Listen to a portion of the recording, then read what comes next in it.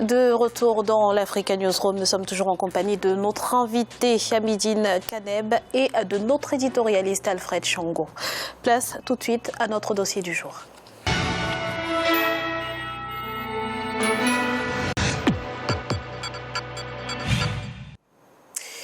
Améliorer la compétitivité des économies du Bénin et du Niger en rendant les échanges commerciaux plus fluides grâce à l'élimination des barrières non tarifaires sur le corridor Bénin-Niger. C'est dans cette dynamique que s'inscrit la mise en place des postes de contrôle juxtaposés par l'Union économique et monétaire ouest-africaine.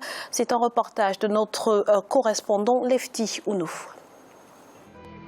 L'intégration des économies des pays africains s'inscrit dans les actions de l'Union économique et monétaire ouest-africaine.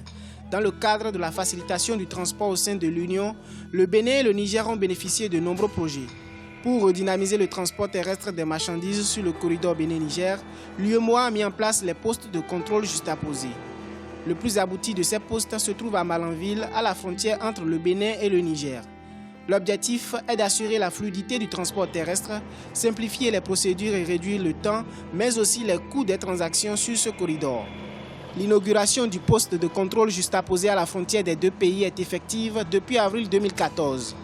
Nous avons considéré et constaté avec vous sur plusieurs années que l'existence de la multiplicité de postes crée beaucoup de difficultés dans l'efficacité du traitement des camions qui sont en passage entre les frontières. Donc nous avons convenu de mettre nos administrations ensemble et de réaliser une performance sur cette chaîne-là. Les tracasseries sont nombreuses sur la chaîne de transport, les obstacles non tarifaires sont également nombreux. Il n'y a pas de performance sur la chaîne de transport jusqu'ici dans nos États. Donc lorsque nous mettons en place des postes de contrôle de cette nature-là, c'est parce que nous estimons que si nous mettons en œuvre, si on met ensemble et en commun nos administrations, on peut réaliser, surtout gagner du temps dans le traitement des camions entre nos États. Le jour, on nous a annoncé qu'il y aura un PCJ à Malanville. Toute la population s'était trouvée soulagée. Et nous avions traversé toutes les intempéries pour que ça soit réalisé. Pensant que quand ça sera réalisé, effectivement, nous allons nous reposer. Mais depuis 2014, que le poste a été inauguré, nos peines ont augmenté. Nos peines ont augmenté dans le sens où, provisoirement, les gens ont ouvert le poste. Tous les véhicules n'ont pas accès à ce PCJ. Il faut des contournements dans le marché. Tout ça, c'est des accidents. Le poste de contrôle juxtaposé de Malanville a été inauguré depuis bientôt 3 ans, mais sa mise en service peine à être effective. À l'instar des autres pays africains, le secteur des transports terrestres de marchandises sur le corridor Bénin-Niger est confronté à d'énormes difficultés. Selon les experts, les problèmes les plus importants sont entre autres l'étroitesse des voies inter-États, la vétusté d'une grande partie du parc de camions et le nombre sans cesse croissant de véhicules d'occasion. Conséquence, l'augmentation des coûts d'exploitation, la fréquence des accidents, les tracasseries policières ou encore la fraude aux frontières. La plupart des camions avec lesquels nous faisons le transport, aussi bien nigériens que béninois, c'est des camions que les gens ont utilisés en Europe et qui datent de 25, 35, parfois même 40 ans. Donc d'abord, il n'y a pas une politique automobile. C'est comme ça, moi j'appelle cela. C'est-à-dire nous n'avons pas de banque automobile, aussi bien au Niger qu'au Bénin, pour venir au secours des transporteurs que nous sommes. Il y a les prélèvements illicites. Nous sommes rançonnés sur la voie par les forces de l'ordre. Et à tout bout de champ. Les postes de contrôle juxtaposés suppriment les frontières physiques entre les États à travers un système unique de contrôle. Entre Malanville au Bénin et Gaïa au Niger, il est érigé sur près de 10 hectares. D'un coût global de 11 milliards de francs CFA, le poste de Malanville-Gaïa est composé d'un bâtiment administratif, 2 brigades de douane, un bâtiment pour le service de protection civile, un poste de police, un poste de contrôle vétérinaire et fourrière, un pèse-essieu fixe à basse vitesse, un local de scanner, un système de vidéosurveillance, des voies d'accès et de circulation en béton, des voies de circulation ainsi que des parkings.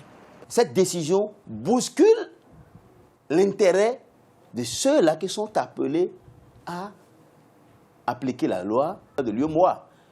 L'UEMOA n'a pas de policiers. c'est des policiers des deux pays qui seront là. Donc, ça dit, cette décision bouscule les intérêts. Et quand une décision bouscule l'intérêt, ça tarde à s'appliquer. Selon de nombreuses sources, les autorités de l'UEMOA seraient actuellement à pied d'œuvre pour la mise en service effective du poste de contrôle juxtaposé. À cet effet, plusieurs rencontres d'échange entre les différents acteurs du secteur ont eu lieu. Le processus est à la phase de sélection d'un concessionnaire privé. Figurez-vous bien que gérer une plateforme où il y a les grandes administrations de police et de douane, de santé animale et de santé humaine sur le même site, en même temps que les transporteurs et les conducteurs, c'est quelque chose de très important et nous avons exigé de cet exploitant qui est à venir qu'il puisse avoir toutes les capacités nécessaires pour exploiter bien entendu ces postes. Et nous sommes dans la phase de sélection de cet exploitant-là et nous sommes également en train de prendre les dispositions pour équiper justement ces infrastructures-là. L'ouverture du poste de contrôle juxtaposé de Malanville, qui peine à être effective, ne favorise pas le développement de la commune de Malanville. Cette situation freine, selon les responsables locaux, les activités du transport et du commerce à la frontière bénino-nigérienne. Commerçants, transporteurs et autochtones se plaignent. L'Africain veut toujours qu'on le pousse. Il faut que ces investisseurs viennent nous pousser, nous et nos gouvernants, pour que ce poste soit vraiment fonctionnel, pour que le pauvre, les citoyens puissent bénéficier effectivement de ce poste, de la libre circulation des biens des personnes sur nos corridors. Les préalables que je voudrais citer sont tout faire pour sensibiliser, communiquer avec la population afin d'avoir l'adhésion des utilisateurs du PCJ. Il faut élargir la voie. Les Nigériens nous ont dit qu'ils sont déjà prêts. Et ils ont compris, ils vont faire autoroute depuis 60 km jusqu'à la hauteur de Gaïa pour que ça puisse aller. Nous aussi, nous sommes en train de prendre toutes les dispositions nécessaires afin que les décideurs au sommet de l'État soient informés, afin qu'ils apportent leur contribution dans ce joyau. Les ministres des Transports des deux pays se sont réunis et s'attellent pour valider une feuille de route qui devrait favoriser la mise en service du poste de contrôle juxtaposé de Malanville-Gaïa au cours du premier trimestre de l'année 2017. Ces infrastructures abriteront deux administrations, une béninoise et l'autre nigérienne. Rappelons que le transport terrestre de marchandises s'effectue sur le territoire des deux pays, de commun accord avec des structures spécialisées, notamment le Conseil national des chargeurs du Bénin et le Conseil nigérien des utilisateurs des transports publics. Monsieur Kane, la mise en place de contrôles juxtaposés, c'est la bonne solution pour redynamiser le transport sur le corridor Niger-Bénin? Je crois que c'est une excellente initiative de la part de l'UEMOA et il faudra essayer de l'amplifier. L'amplifier comment? Ça veut dire que c'est au Niger aussi de faire le maximum pour que justement cette amplification vienne de son côté. Parce que le Niger, c'est un pays enclavé. Et 47% justement de ces marchandises passent par le couloir justement de Malanville et viennent du Bénin. Donc effectivement, il y a aussi le Togo et puis il y a la Côte d'Ivoire, mais le Bénin, je crois, joue un rôle important. Donc, bon, c'est vrai que quand il y a des changements, toujours il y a des refus et puis généralement, ces refus, il faudra les expliquer, il faudra expliquer aux populations que c'est dans leur intérêt. Je crois que ça n'a pas été fait correctement.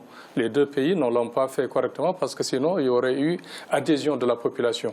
Mais effectivement, comme l'a dit tantôt l'un des commentateurs, la majeure partie justement de ces moyens de transport sont des moyens de transport vétustes. Et puis donc, la marchandise, quand elle est prise à Cotonou, généralement avant qu'elle n'arrive à destination, elle est dans un piteux état. Et ça, c'est à éviter parce qu'après, la marchandise perd effectivement de sa valeur.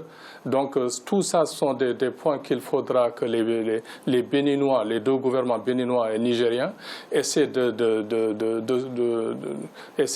discuter pour avoir une solution beaucoup plus adéquate pour l'économie des deux pays. Alfred. Oui, je pense que c'est une très bonne initiative, Graziella. qui est bien sûr appuyé par l'UEMOA, mais je pense aussi que ça rentre dans le grand projet de l'Union africaine, justement, de créer comme ça l'intégration régionale ou sous-régionale avec à la fois des corridors ferroviaires et puis maritimes, de sorte que, et terrestres, de sorte que justement par ces trois voies, les échanges puissent s'effectuer de la meilleure façon possible entre les États, en l'occurrence de l'UEMOA et ou plus largement de la CEDEAO. Bien, ça c'est une chose. La seconde, c'est qu'effectivement, la mise en place de ces genres de dispositifs nécessite qu'en amont, on ait pensé justement à la manière de faire fonctionner justement cet équipement-là. En termes d'infrastructure, on s'aperçoit que les routes ne sont pas bien entretenues, les voies sont assez étroites, le matériel roulant il est vétuste, donc il faut régler ce problème-là. Comment? En facilitant l'acquisition justement des véhicules en état justement de moins de 5 ans ou de moins de 10 ans, qui permettrait justement d'aller un peu plus vite. Et puis il faut aussi penser à former le personnel qui gère justement cette infrastructure-là. On s'aperçoit effectivement que ça tourne à vide. Pourquoi? Parce qu'on n'a pas formé du personnel, à la fois sanitaire, donc qui peuvent contrôler l'état de la marchandise, les douaniers, on n'a pas formé, etc. Donc c'est tout ça qui aurait dû être fait en amont pour faciliter justement l'effectivité et l'efficacité de cet équipement-là. Alors, Monsieur Kane, l'acheminement des marchandises du Bénin vers le Niger se heurte également à des contraintes administratives. On l'a vu dans le reportage. Quelles sont-elles? Mais la plupart justement de ces comptes, la contrainte première, c'est généralement la corruption. La corruption, parce qu'il y a des réticences au point de vue douanier, au point de vue policier. Parce que leurs prérogatives maintenant sont amenuisées, et puis effectivement ce qu'ils recevaient par du racket, disons-le comme il se doit, maintenant généralement ça a diminué. Donc on voit que cette contrainte les empêche de faire correctement leur travail. Ça, la corruption, c'est connu en Afrique, elle gangrène justement l'économie africaine, parce que s'il n'y avait pas justement cette corruption en Afrique, et puis surtout dans ces points par exemple concernant les infrastructures, il y aurait eu 2 à 2,5 points de croissance pour les pays. Mais ce n'est pas le cas, il y a eu un ralentissement effectivement. Donc il faudra s'atteler justement à ce que les administrations qui sont sur place fassent correctement leur travail avec une surveillance accrue justement. Une surveillance accrue, c'est vrai qu'aussi quand on ne leur donne pas les moyens matériels, généralement les douaniers et les policiers ont des salaires misérables. Quand ils font ce genre de travail, il faudra justement les rémunérer correctement. Ce n'est pas le cas. Alors Alfred, le déséquilibre entre les exportations et les importations, c'est également un autre problème. Tout à fait, ça c'est ça qui permet justement d'équilibrer les budgets de ces États et en même temps ça permet de faire entrer des recettes.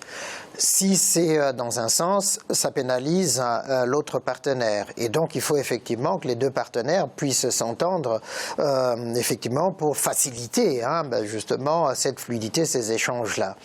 Et c'est vrai que comme le Niger est un pays enclavé, il dépend nécessairement des pays voisins. Et l'idée justement de créer ce corridor routier visait justement à faciliter au fond la réception des marchandises destinées justement au Niger à partir des ports du Bénin. Donc il faut aller dans le sens vraiment de la facilitation, j'y arriverai, de cette intégration par la route, mais il faut, je pense aussi, accentuer le côté ferroviaire, parce que c'est encore beaucoup plus facile, beaucoup plus intéressant lorsque, par la voie ferrée, on évite justement tous les goulets d'étranglement que l'on voit au niveau de la route, goulets d'étranglement liés à un certain nombre de phénomènes qui ont été rappelés ici, le rançonnement par la police, le refus justement des douaniers continuer de travailler, et parce qu'ils n'ont pas les moyens de déplacement, de contrôle, etc. Donc c'est toutes ces choses-là qu'il faut pouvoir régler pour assurer justement cette intégration-là. Monsieur Kane, Je vais abonder dans son sens parce que le ferroviaire est très important, et puis il faudra que les Africains sachent que c'est un secteur stratégique. D'ailleurs, si on suit l'actualité, par exemple, des États développés, il y a des secteurs où ils ne patinent même pas. Ça veut dire que ce soit l'énergie, que ce soit, par exemple, les infrastructures et surtout le ferroviaire.